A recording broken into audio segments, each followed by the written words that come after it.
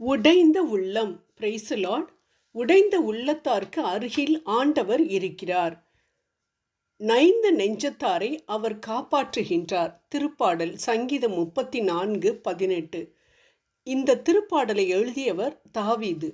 பயத்தினாலும் பகைக்கப்பட்டதினாலும் எதிர்காலத்தை குறித்த தெளிவற்ற நிலையிலும் இருக்கும் பொழுது இதை எழுதினாலும் மிகவும் உறுதியாக அவர் சொல்கிறார், நொறுங்குண்ட இருதயம் உள்ளவர்களுக்கு ஆண்டவர் சமீபமாயிருந்து நறுங்குண்ட ஆவியுள்ளவர்களை ரட்சிக்கிறார் என்று. உலகம் நொறுங்குண்ட இருதயம் உள்ளவர்களை கண்டு கொள்வதில்லை. அன்பானவரை இழந்து தவிக்கும் பொழுது மற்ற உறவுகளும் நண்பர்களும் ஆறுதல் சொல்ல வருவார்கள். இல்லை என்று சொல்லவில்லை. எத்தனை நாள்? 2-3 நாட்கள். பின் அவர்கள் வேலையை பார்க்க சென்று விடுவார்கள். அதனால்தான் ஒரு கவிஞர் இவ்வாறு பாடினார், வீடு வரை உறவு, வீதி வரை மனைவி, காடு வரை பிள்ளை, கடைசி வரை யாரோ என்று. ஆனால் பாவம், அவர் கிறிஸ்தவர் இல்லாததால் அவருக்கு தெரியவில்லை, உலகமே கைவிட்டு நம்மை பிரிந்து சென்றாலும் கடைசி வரை ஆறுதல் அளிக்க நமக்கு ஆண்டவர் ஒருவர் இருக்கிறார் என்று. இதை உணர்ந்த தாவீது அனுபவபூர்வமாக சொல்கிறார், உடைந்த உள்ளத்தை உடையவர்களின் அருகில் ஆண்டவர் இருக்கிறார் என்று.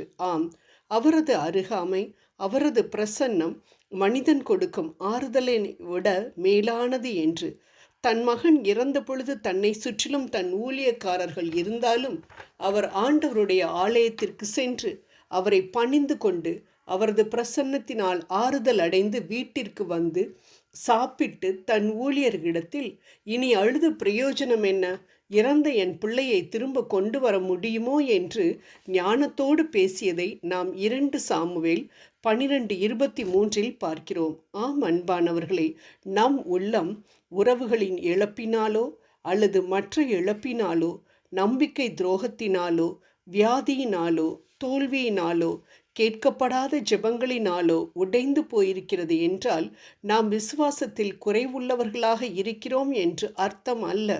இது நாம் மனிதர்கள்தான் என்பதை காட்டுகிறது. ஆனால் நாம் உடைந்து போயிருக்கும் பொழுது ஆண்டவரின் அருகாமை நமக்கு கிடைக்கின்றதே.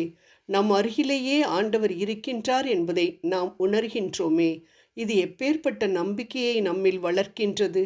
2 அருமையான பிள்ளைகளையும் அன்பு கணவரையும் மதவாதிகள் எரித்து கொன்ற பொழுது ஆஸ்திரேலிய மிஷனரி கிரஹாம் ஸ்டெயின்ஸின் மனைவியின் உள்ளம் எவ்வளவு நொறுங்கி போயிருக்கும், எவ்வளவு வேதனைப்பட்டிருப்பார்.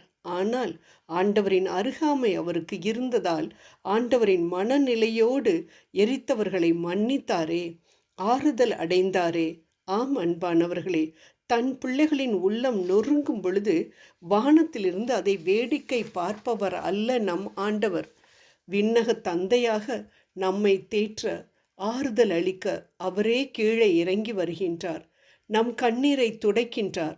ஆறுதல் அளிப்பது மட்டுமல்ல, அவர் குணப்படுத்துகிறார், தேற்றுகிறார், தப்புவிக்கிறார், காப்பாற்றுகிறார், உயர்த்துகிறார்.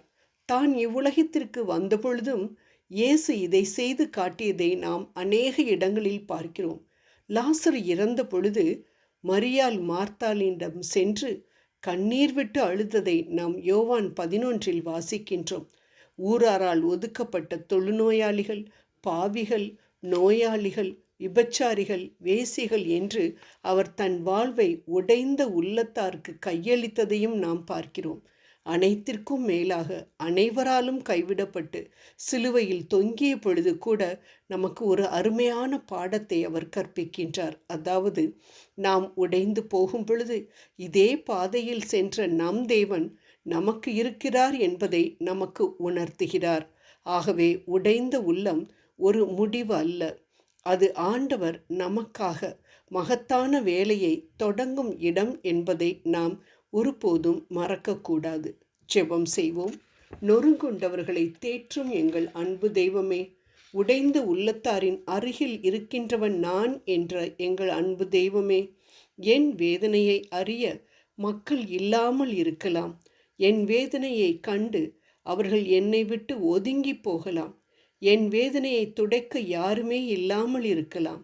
ஆனால் நீர் என்னுடன் இருக்கின்றீர் என்பதை நான் ஒரு நாளும் மறக்காதிருக்க எனக்கு கிருபை தாரும். ஆமென்.